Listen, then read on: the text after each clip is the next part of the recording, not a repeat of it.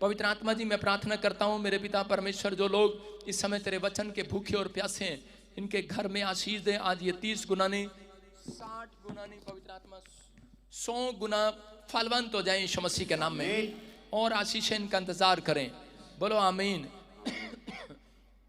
कितने लोग विश्वास करते हैं यीशु मसीह है? हाथ उठा के बताएंगे। कितने लोग विश्वास करते हैं यीशु मसीह है?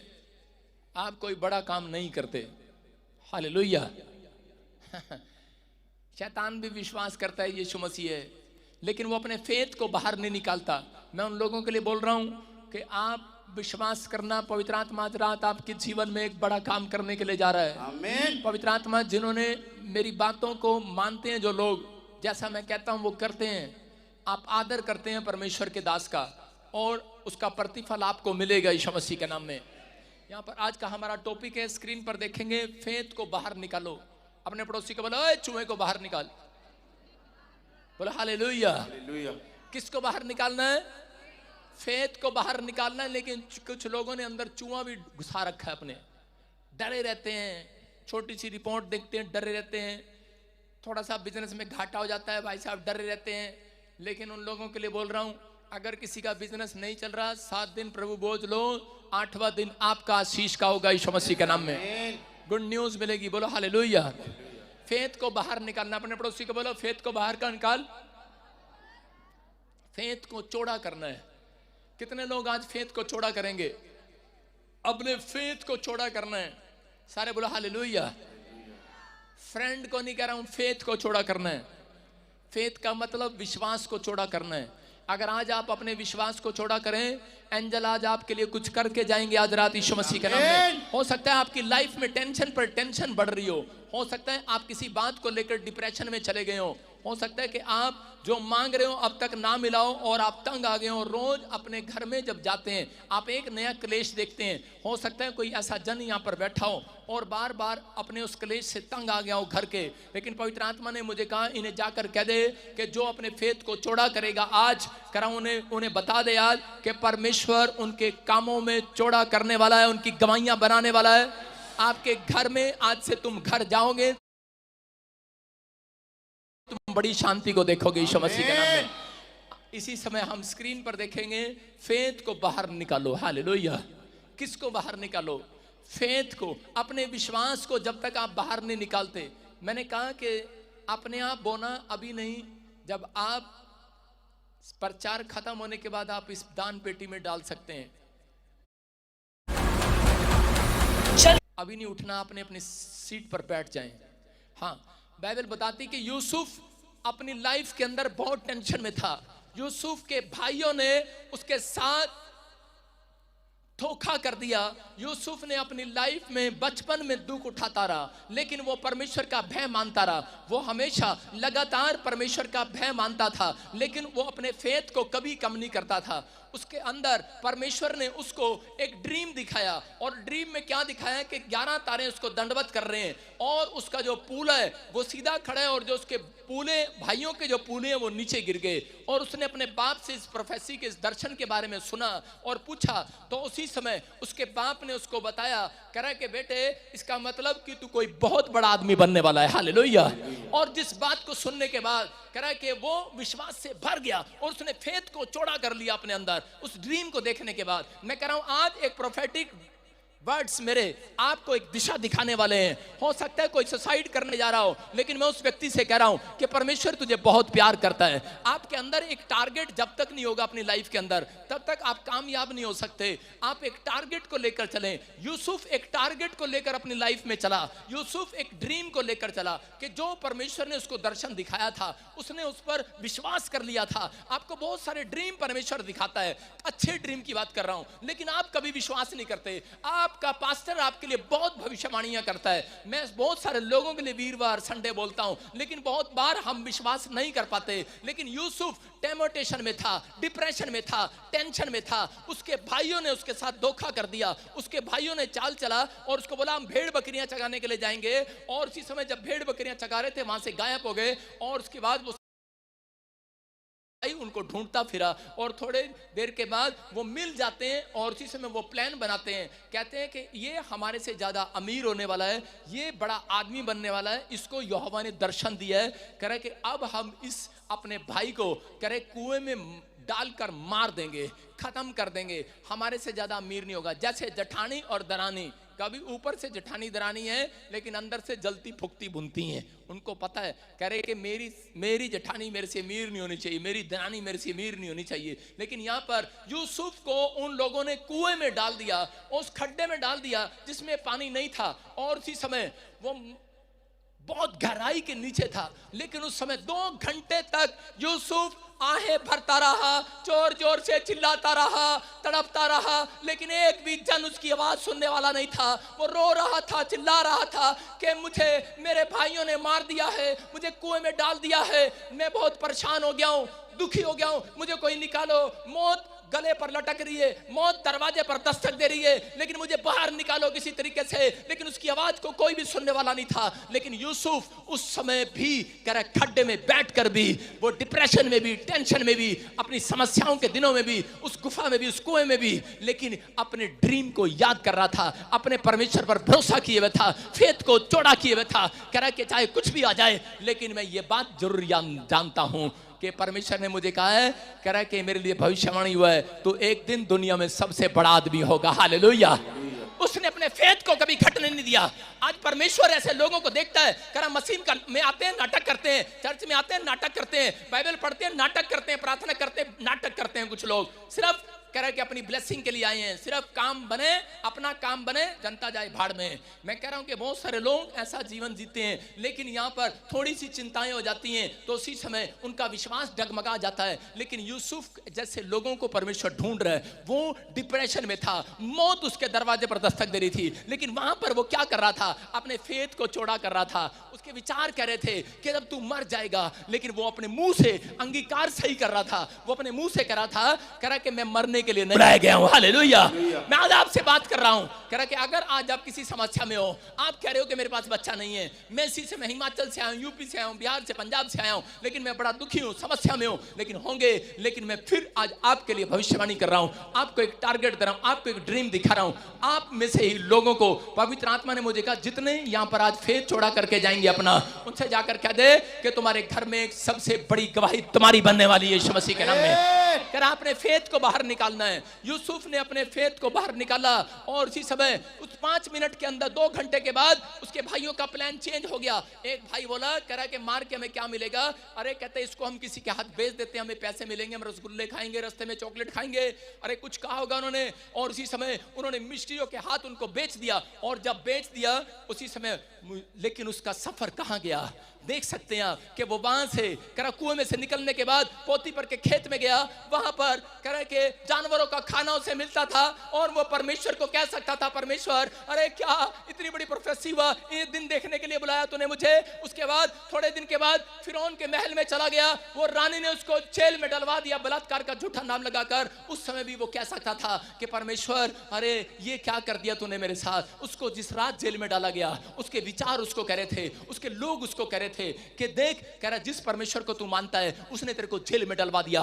उसने कहा तुम्हें नहीं पता परमेश्वर का सफर, कह रहा कोई नहीं जानता, कह रहा कि आज रात, कह रहा कि मेरे को एक ड्रीम है, कह रहा मेरा वो टारगेट है, मेरा फेथ बहुत चौड़ा है, कह रहा तुम्हें नहीं पता, कह रहा मुझे भी नहीं पता मैं जेल में क्यों डाला गया हूं, तुम्हें नहीं पता कि मेरे ऊपर कौन से पेड़ पर फल लगने वाला है, तुम्हें नहीं पता मैं कौन हूं। बोलता है एक दिन, कह रहा मैं तुम्हारी धरती पर देश में प्रधानमंत्री बन जाऊंगा। हालेलुया।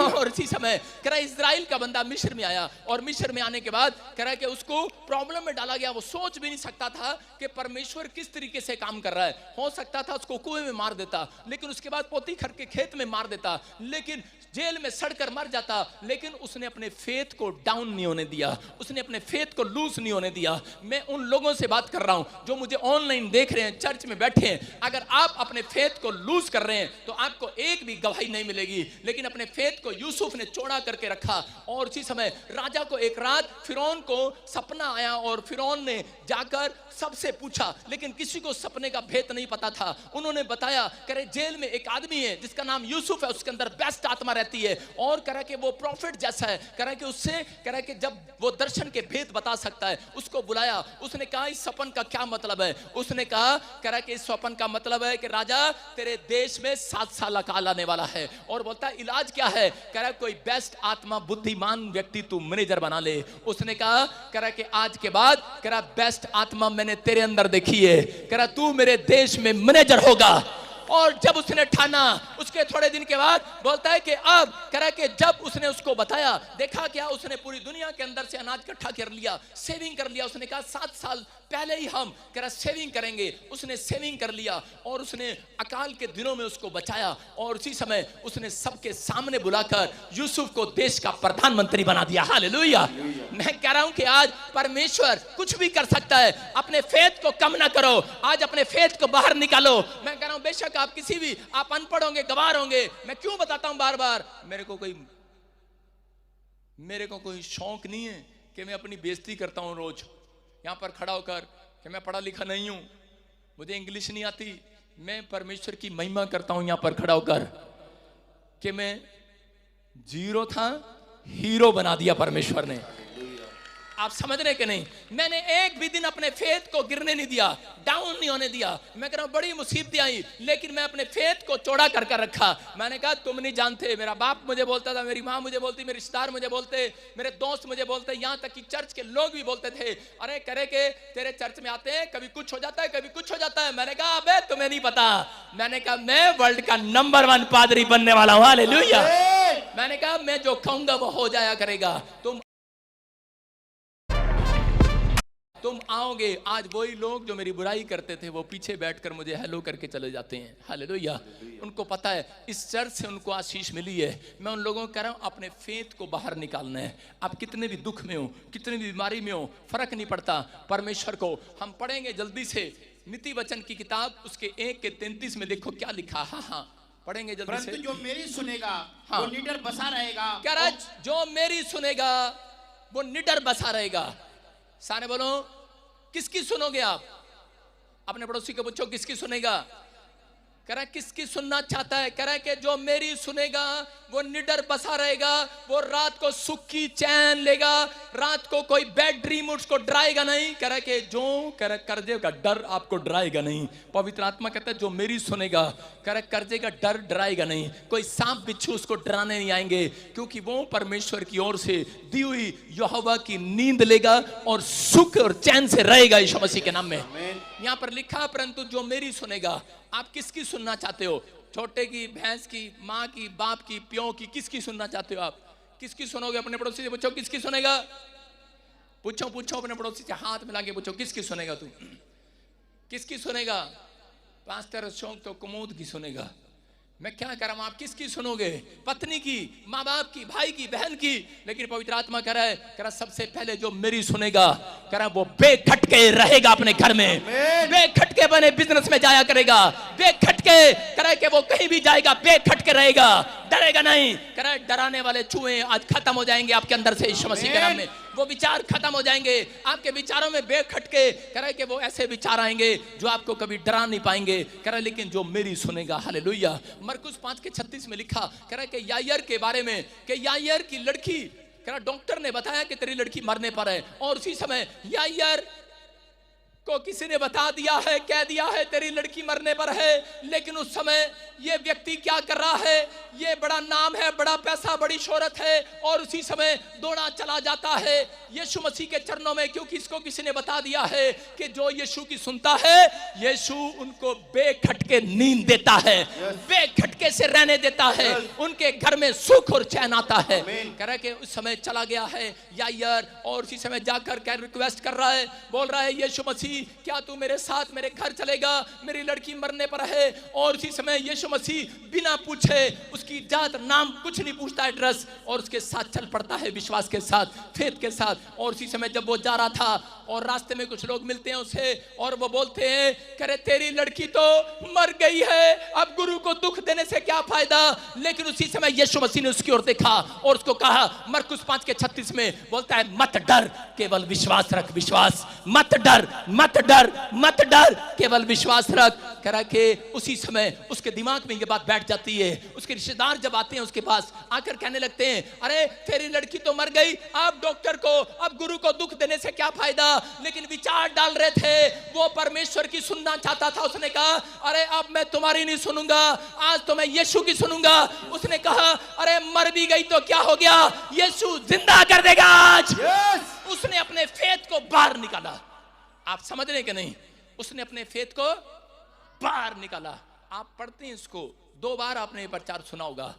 लेकिन उसने क्या किया इस वचन में, जब उसके पास आए उसने कहा, कह रहा कि आपकी बेटी मर चुकी है, अब उसको दुख देने का कोई फायदा नहीं। उसने कहा, अपने फेथ को बाहर निकाला, क्योंकि यीशु मसीह ने उससे कहा था, मत डर, केवल विश्वास रख, मत बोल।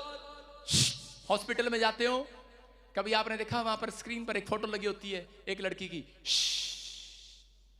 डॉक्टर कहता है कीप साइलेंट, सारे बोलो हालेलुया। अपने पड़ोसी को बोलो तुम्हारा पादरी इंग्लिश जानता है, सारे बोलो हालेलुया।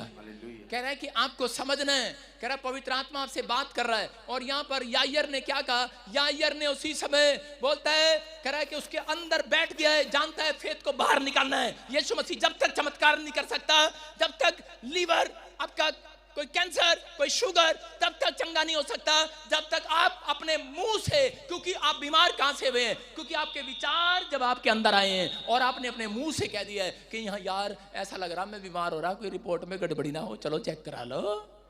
आपने कराया, उसके बाद आप बीमार पड़ गए हैं। लेकिन अगर आपने अपने मुंह का अंगीकार सही कर दिया, यायर की तरह, जानता था, उसको इशारा करके समझा दिया यीशु मसीह ने, लाल टी शर्ट वाले, पीली टी शर्ट वाले, नीली टी शर्ट वाले, लाल चुन्नी वाले, मत डर, केवल विश्वास कर, अपने मुंह से गलत अंगीकार मत कर। यायर ने कहा, अपने फेथ को बाहर निकाला।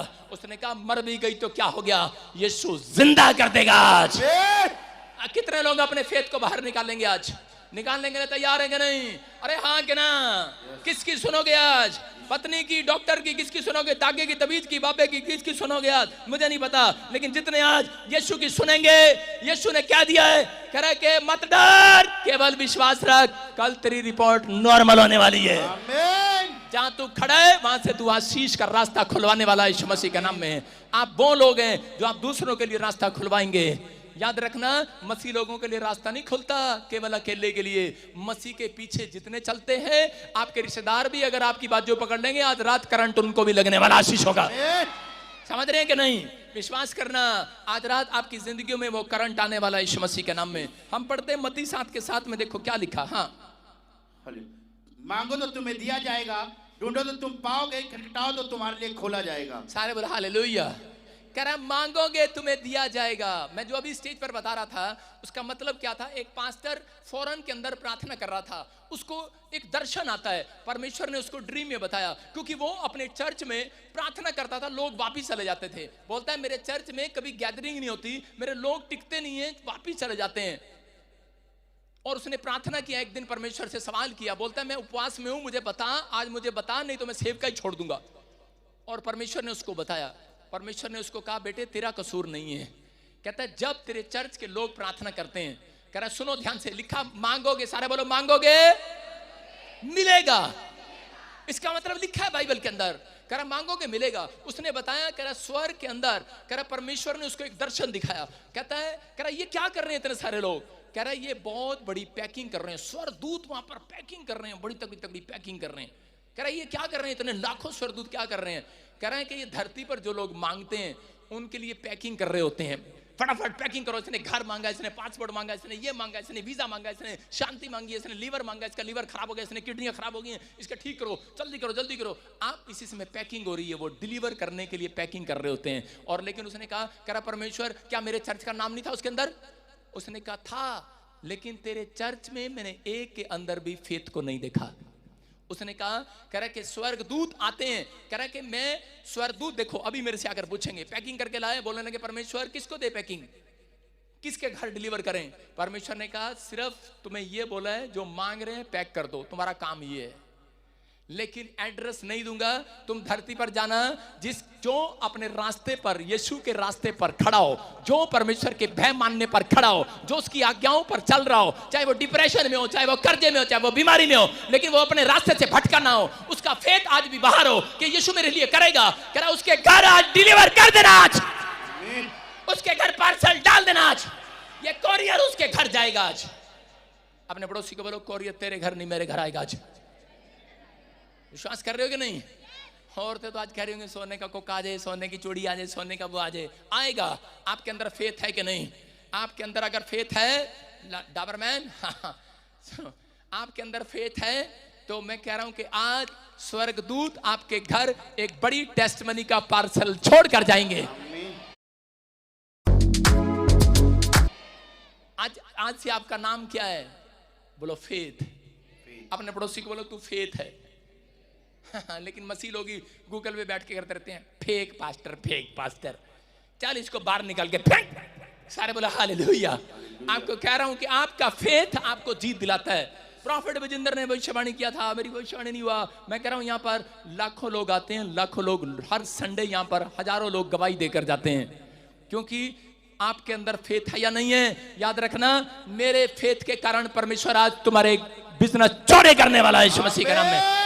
आपको यहां पर आकर गवाहियां मिलती हैं, क्यों मिलती हैं? क्योंकि मेरा फेथ है, मैंने परमेश्वर से मांगा है। ये दान होता है, इफिसियों की किताब में लिखा, कह रहा दान मांगना पड़ता है। आपको फेथ कभी नहीं मांगा आपने। आप पढ़ो इफिसियों की किताब में क्या लिखा। हाँ, क्योंकि विश्वास के द्वारा हाँ, सुनो, जो मैंने बोल दिया वही कर लिया तूने, है ना? इनको बता दो देख कहां लिखा, क्या लिखा।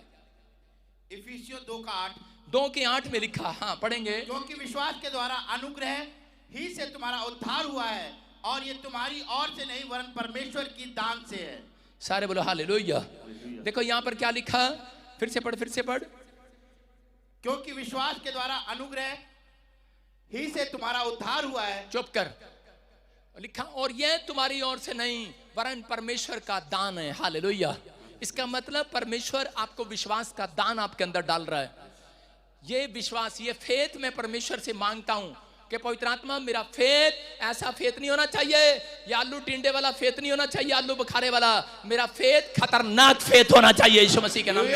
मैं कह रहा हूं आप मांग कर जाना परमेश्वर से खतरनाक फेथ। मैं कह रहा हूं आपके अंदर विश्वास आएगा, खतरनाक विश्वास जिसके साथ मिरेकल होते हैं। समझ रहे हो कि नहीं?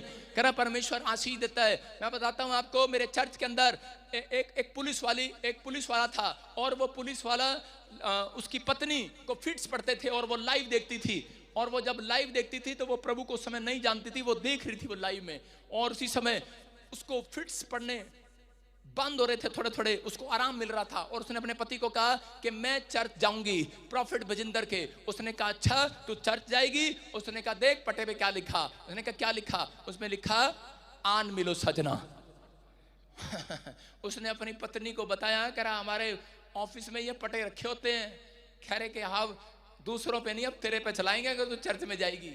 आपको पता है पुलिस वाले नहीं जानते, नहीं मानते कई बार, लेकिन ये बीमारी, ये समस्याएं किसी को भी आ जाती हैं। उसकी पत्नी बार बार कहती रही, लेकिन वो नहीं जाने दिया उसने, और वो चुपचाप मेरे चर्च में होकर चली गई। जब वो 2 बार विजिट करके गई, अनॉइंटिंग वाटर ऑयल लेकर गई, उसको फिट्स पड़ना बंद हो गए। एक दिन कर, लेकिन उसने अपने फेथ को बाहर नहीं निकाला, और थोड़े दिन के बाद उसके बच्चे को फिट्स पड़ने लगे। और उसी समय फिर एक दिन ऐसा फिट्स पड़ा, और उसी समय उसने कहा कह रहा कि अब हम इसको चर्च ले चलते हैं। उसके पति ने कहा नहीं। कह रहा तेरे को पता ना, कह रही कि उसकी पत्नी ने कहा, कह रही कि नहीं इसको लेकर चलो।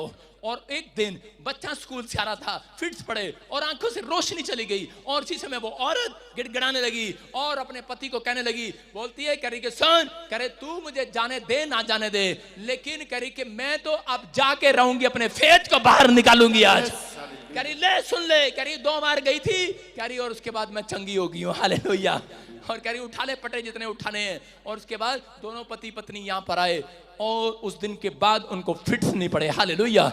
आज भी मेरे चर्च में आते हैं वो लोग, मैं आपको बता रहा हूं कि पवित्र आत्मा सुनता है, लेकिन उनके कारण नहीं। मैं कह रहा हूं वो चंगाई, वो हीलिंग आपके कारण, प्रार्थनाओं के कारण नहीं। मैं कह रहा हूं मेरे फेथ के कारण आपको मिलती है। याद रखना, इसलिए आपको यहां पर आना पड़ता है। अगर आज आप अपने फेथ को बाहर निकाले, मैं कह रहा हूं घर पे पैर रखते ही बड़ी मिराइकल वाली गवाही आएगी यीशु मसीह के नाम में।